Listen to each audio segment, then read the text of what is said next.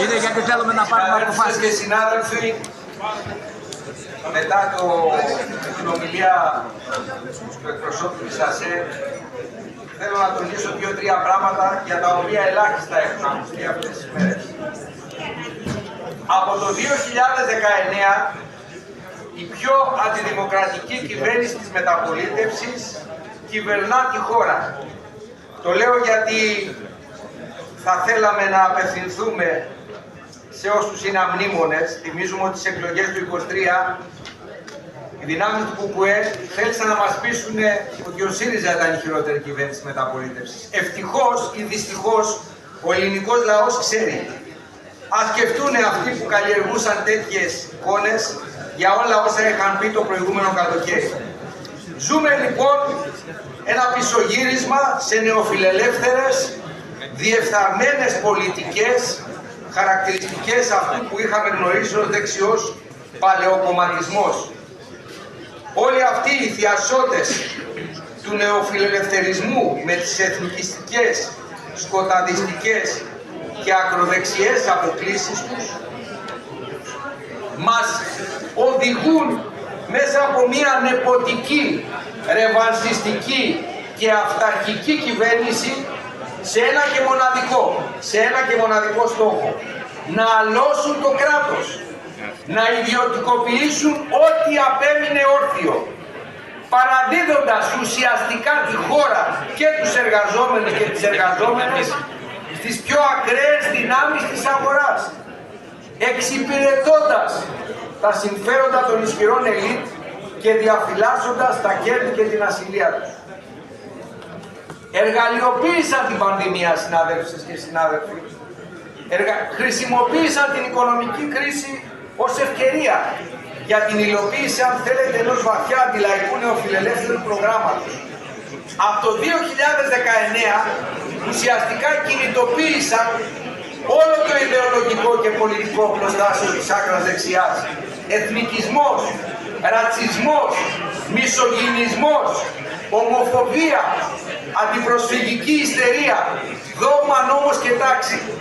Ακόμα και σήμερα, το 2024, ακόμα και σήμερα δεν έχουν βγάλει άκρη με τη συμφωνία των Πρεσπών. Ακόμα και σήμερα, μετά από 5 χρόνια.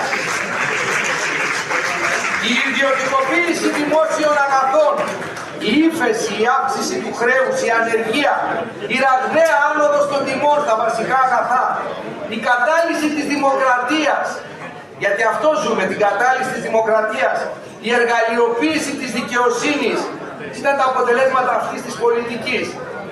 Σήμερα, συναδέλφες και συνάδελφοι, ζήσαμε το φαινόμενο Αβγενάκης. Σήμερα ζήσαμε το φαινόμενο Αβγενάκης, πρώην υπουργός, να χτυπά εργαζόμενο στο αεροδρόμιο γιατί δεν του άνοιξε την πόρτα να επιβιβαστεί στο αεροπλάνο. Ο Αβγενάκης δεν είναι ένα μεμονωμένο περιστατικό. Ο Αβγενάκης εκπροσωπεί την αντίληψη που έχει η κυβέρνηση για το κράτος. Το κράτος λάφυρο. Το κράτος λάφυρο. Στον τομέα της παιδείας τώρα, από το 2019, τι ζήσαμε? Ζήσαμε την υπέροχη εποχή Κεραμέως. Ζήσαμε το ψηφιακό Πιερακάκι, ο οποίος δεν έχει συναντήσει την ΟΛΜΕ και τη ΔΟΕ ούτε μία φορά. Μόνο εθιμοτυπικά το καλοκαίρι του 2023. Ο Ομιλών δεν είχε την ευτυχία να τον συναντήσει τότε.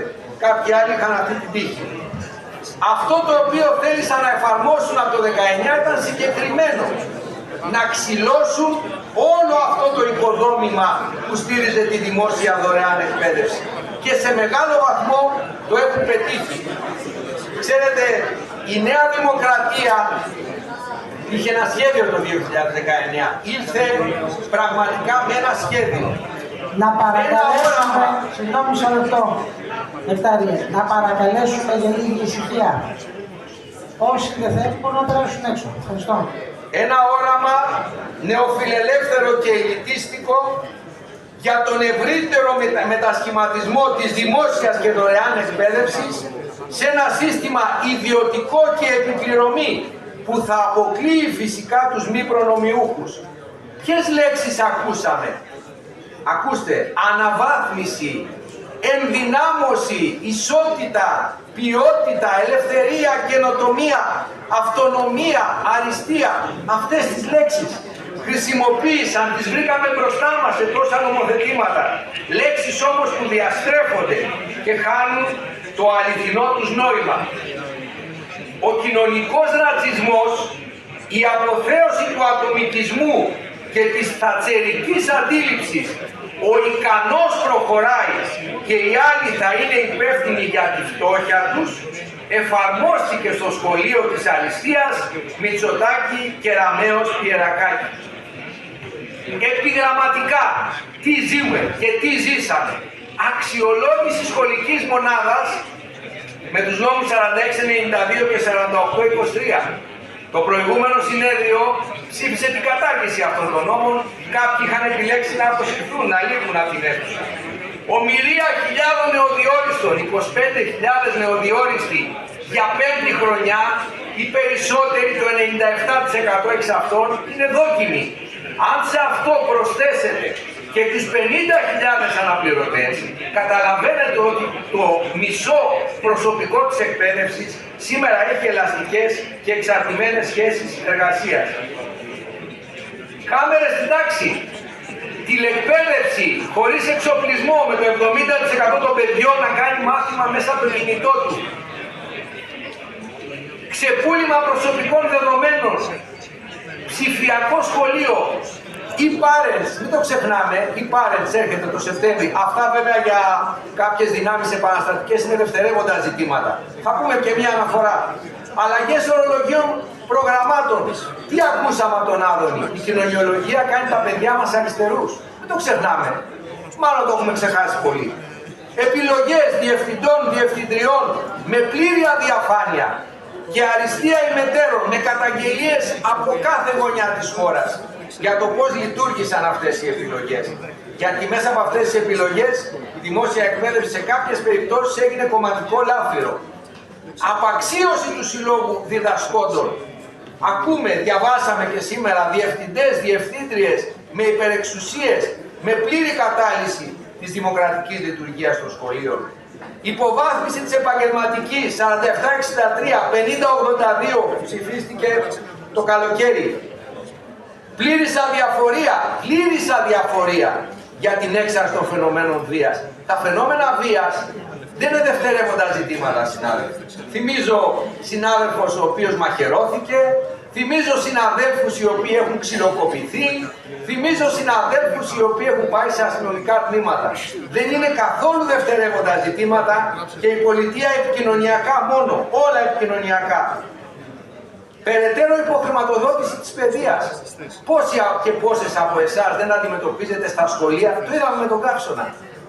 Μόνο το 10% των σχολείων έχει ενεργειακή αναβάθμιση. Και αν θεωρούμε ότι ένα σχολείο με ένα κλιματιστικό λύνει τα προβλήματα, το καταλάβαμε. Όσοι και όσες είσαστε βαθμολογητές, το ζήσατε και στα βαθμολογικά κέντρα. Απάνθρωπες συνθήκες βαθμολόγησης με 42 και 43 βαθμούς. Και βέβαια, το χειρότερο, αποκλεισμός δεκάδων χιλιάδων υποψηφίων από την τριτοβάθμια εκπαίδευση.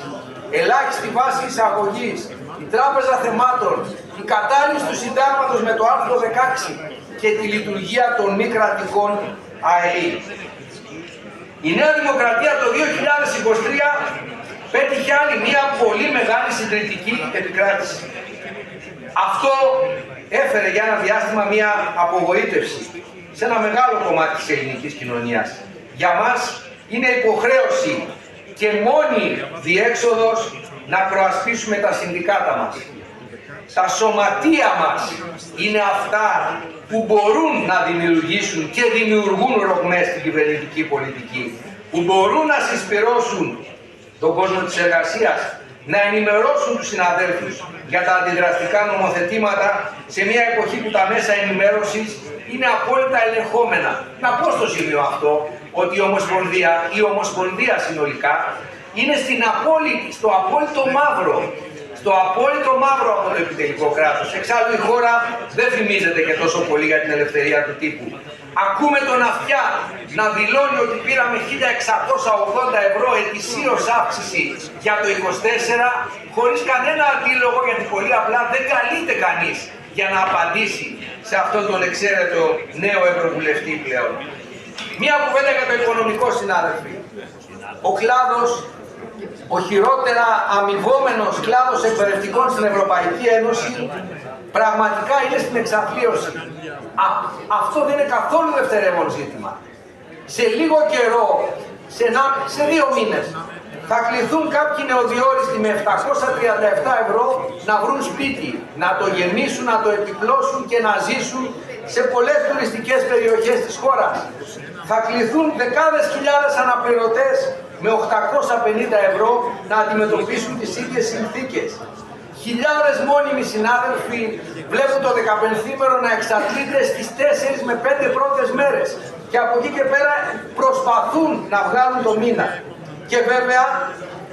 Και βέβαια ζούμε και σε μια συνθήκη πραγματικά γαλέρας, αν σκεφτείτε ότι ένας στους 3 εκπαιδευτικούς αναγκάζεται να μετακινείται σε 1 έως και 7 σχολεία.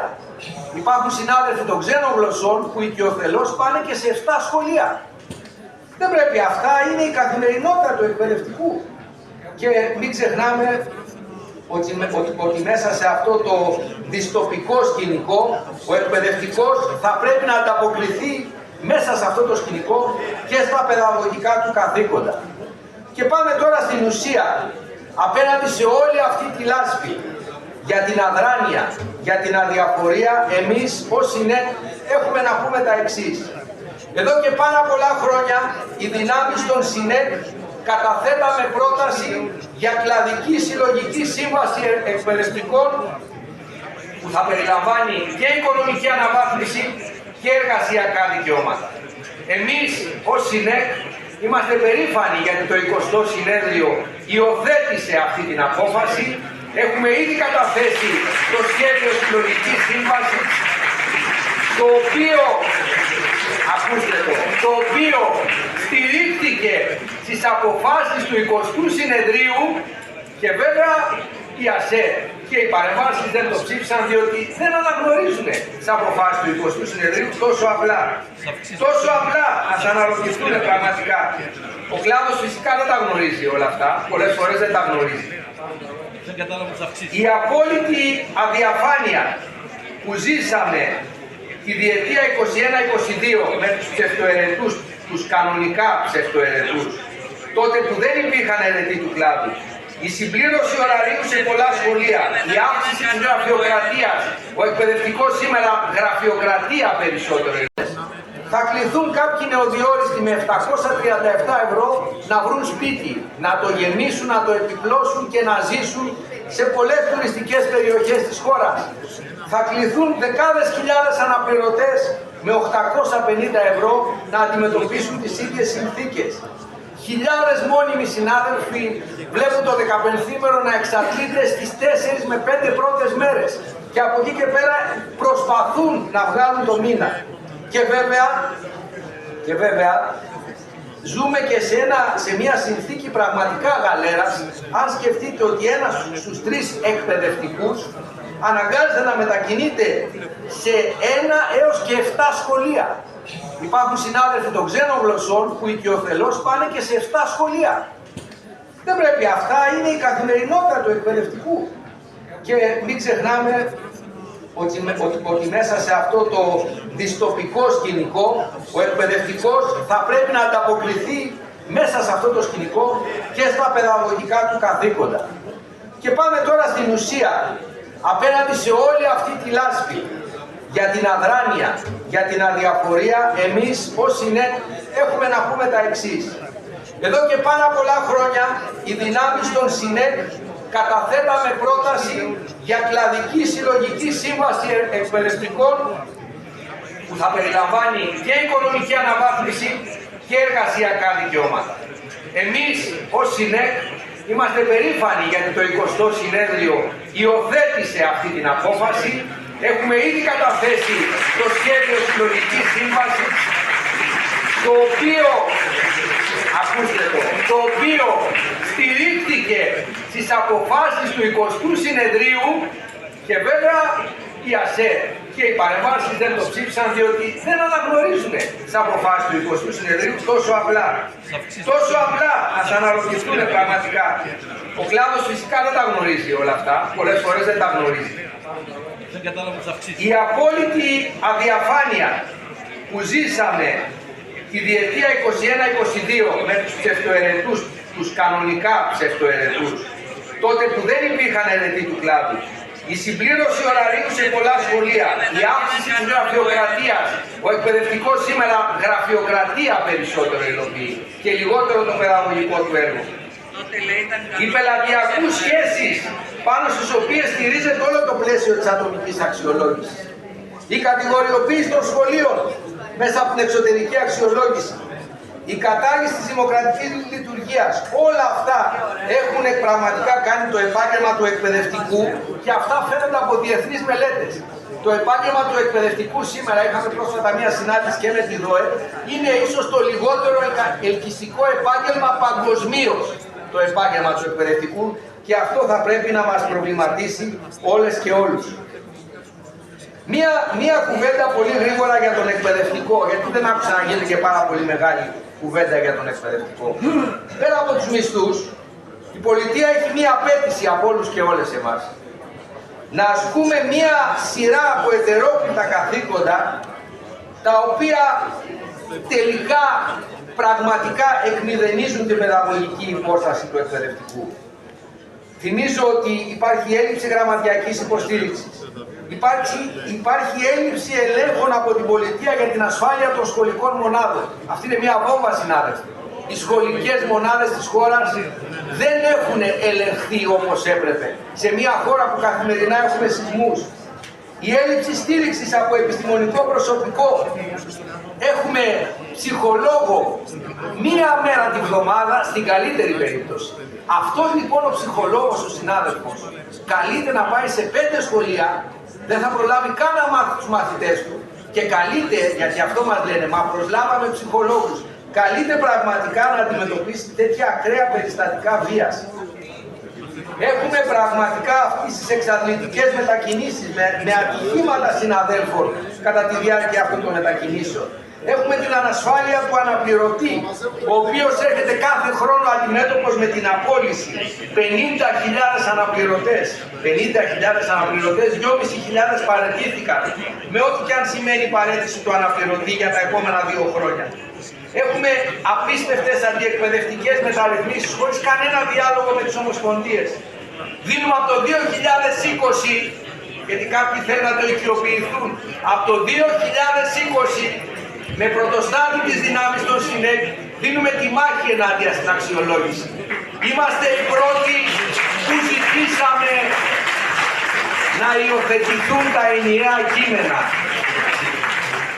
Κάποιοι επέλεξαν να αφήσουν τον κλάδο απροστάτευτο σε αντίθεση με τη ΔΟΕ που τα είχε υιοθετήσει. Έστω και αργά, υιοθέτησαν τα ενιαία κείμενα. Τουλάχιστον ο κλάδος στο κομμάτι αυτό έχει μία διέξοδο για να σπάσουμε την κατηγοριοποίηση. Είμαστε απόλυτα καθαροί στο ότι είμαστε απέναντι σε αυτή την εκτρωματική ατομική αξιολόγηση της Κεραμέως και του Πιερακάκη.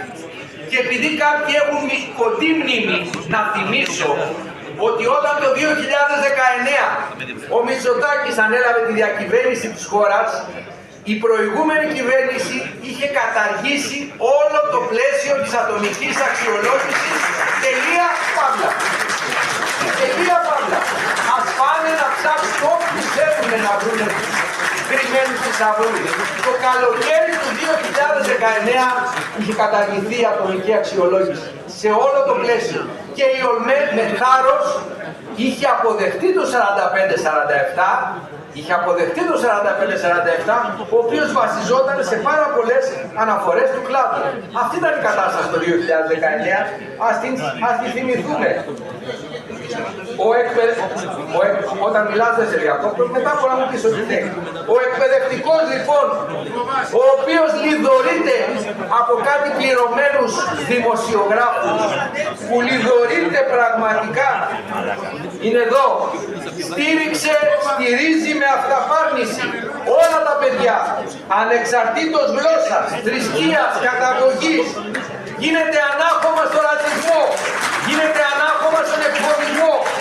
Στέκεται στο ύψος του, παιδαγωγός, εμψυχωτής, ακρογωνιαίος λίθος του δημόσιου σχολείου, σε μια περίοδο απίστευτης κρίσης, με ισχυρές ασκούμενες πιέσεις για εντατικοποίηση εργασίας και συρρίκνωση των δικαιωμάτων μας.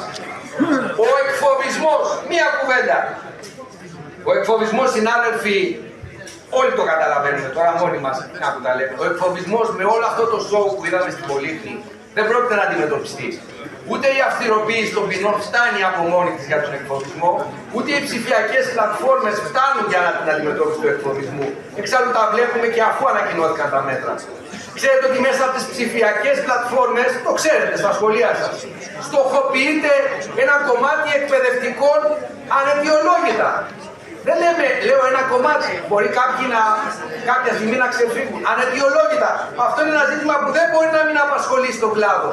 Και βέβαια η κοροϊδία να συναντάτε η ΟΛΜΕ με τη Μακρύ και αυτό τον εξαίρετο Κατσαρό, να τις βάζουν το θέμα της βίας και να μας λένε ότι θα ενημερωθείτε. Και μετά από 3 μέρες σε ένα ασφαλές, προστατευμένο και καλά φυλασσόμενο περιβάλλον εκεί στην Πολύχνη, το ξέρουν οι συναγωνιστές από τη Θεσσαλονίκη, έγινε η παρουσίαση του προγράμματος για τον εκφοβισμό, όπου το μάθανε και εκεί όλοι, ότι ο Μητσοτάκης είχε πέσει θύμα bullying γιατί του πέταγαν την τσάντα, λέει, από το παράθυρο του σχολείου κάτω στο κολέγιο, έτσι. Το ακούσαμε και αυτό. Το ακούσαμε και αυτό. Ψηφιακό σχολείο. Συνάδελφε, 19 λεπτά είναι. Τελειώνω σε 2 λεπτά. Ψηφιακό σχολείο. Το ψηφιακό σχολείο, συναδέλφες και συνάδελφοι, δεν αφορά τους 2 μαθητές της γάμου. Το ψηφιακό σχολείο είναι εδώ για να αλλάξει τη δομή του δημόσιου σχολείου. Αν σκεφτείτε ότι με βάση τα στοιχεία του ΙΟΒΕ, στα επόμενα 11 χρόνια θα χάσουμε σχεδόν το 29% των σχολείων της χώρας λόγω της υπογεννητικότητας. Στα επόμενα 11 χρόνια. Είμαστε εδώ λοιπόν για να στηρίξουμε το δικαίωμα και των 2 παιδιών της Γάβδου να έχουν εκπαιδευτικούς σε όλες τις ειδικότητες. Κλείνω σαν επίλογος με μία αναφορά. Σε 2 λεπτά ακριβώς έχω ολοκληρώσει. Οι συνεργαζόμενες εκπαιδευτικές κινήσεις, συνάδελφοι, οι οποίοι δέχτηκαν έναν απίστευτο πόλεμο, όλα αυτά τα χρόνια είναι εδώ, έδωσαν ένα δυναμικό παρόν και πραγματικά για μας η αγωνιστική και αποτελεσματική δράση του Σωματείου σημαίνει ενεργό συμμετοχή όλων μας. Θα έπρεπε να μας προβληματίσει όλους το 29.553, το νούμερο που είναι έξω σε όσους συμμετείχαν σε εκλογές. Εμάς μας προβληματίζει, αλλά θα πρέπει να αναλογιστούν κάποιοι ότι όταν 2 χρόνια γυρίζουν στα σχολεία, απαξιώνοντας την ΟΛΜΕ, λέγοντας ψέματα σε βάρος της ΟΛΜΕ, λέγοντας ότι η ΟΛΜΕ είναι κατώτερη των περιστάσεων, και καταλαβαίνει το μήνυμα και θα το πάρουν, λέγοντας ότι είμαστε πουλημένοι. Είναι προφανές ότι σε ένα μεγάλο κομμάτι του κλάδου εμείς φερόμαστε έτσι, μας αντιλαμβάνονται ως τέρατα, ως πουλημένους, και αυτό οδηγεί πραγματικά στην απομάκρυνση από το σωματείο. Για μας η συσπήρωση στα σωματεία είναι ο πρώτος στόχος. Είναι ένας στόχος που δημιουργεί ρογμές σε νεοφιλελεύθερες και συντηρητικές πολιτικές. Παλεύοντας συλλογικά για την ανατροπή αυτών των πολιτικών, δημιουργούνται προϋποθέσεις για το όραμα μιας δημοκρατικής και δικαιότερης κοινωνίας. Όσες παρατάξεις λοιπόν, και ολοκληρώνω, αρνούνται τη σύνθεση, εμένουν σε άγονες μικροπαραταξιακές, ιδεολειπτικές αντιπαραθέσεις και συκοφαντούν την ΟΛΜΕ, ένα πράγμα κάνουν. Το παιχνίδι του Μητσοτάκη παίζουνε για να μην κρυβόμαστε πίσω από τις λέξεις. Το παιχνίδι του Μητσοτάκη, αυτό παίζουνε. Και το παίζουνε πολύ καλά. Για εμάς, κλείνοντας, που είχαμε ένα αρνητικό αποτέλεσμα, εμείς όμως είμαστε περήφανοι για ένα πράγμα, και τα 3 μέλη των ΣΥΝΕΚ. Οι δυνάμεις των ΣΥΝΕΚ από το προηγούμενο συνέδριο μέχρι και σήμερα τίμησαν την εντολή που μας δώσατε. Είμαστε εκεί, στην ΟΛΜΕ, κάθε μέρα. Στηρίζουμε την ΟΛΜΕ, βγάζουμε αποφάσεις για την ΟΛΜΕ και εμείς, ξέρετε, το 70% των αποφάσεων είναι προτάσεις των ΣΥΝΕΚ. Αυτό είναι γνωστό. Αυτό είναι γνωστό. Εμείς λοιπόν την εντολή που μας δίνουν οι συνάδελφοι την τιμούμε και δεν τη χρησιμοποιούμε για να πετύχουμε τα οράματα της πρώτης, της δεύτερης, της πέμπτης θέσης. Ξέρετε, είναι ωραίο το όραμα της πρώτης θέσης. Μόνο που η πρώτη θέση δεν μπορεί να επιτυχάνεται με κάθε μέσο και με κάθε τρόπο. Δεν μπορεί να επιτυχάνεται με διαστρέβλωση και με ψέματα. Δεν μπορεί να επιτυχάνεται με δολοφονίες χαρακτήρων σε βάρος τελεχών. Γιατί για μας ο αντίπαλος δεν είναι η άλλη αριστερά.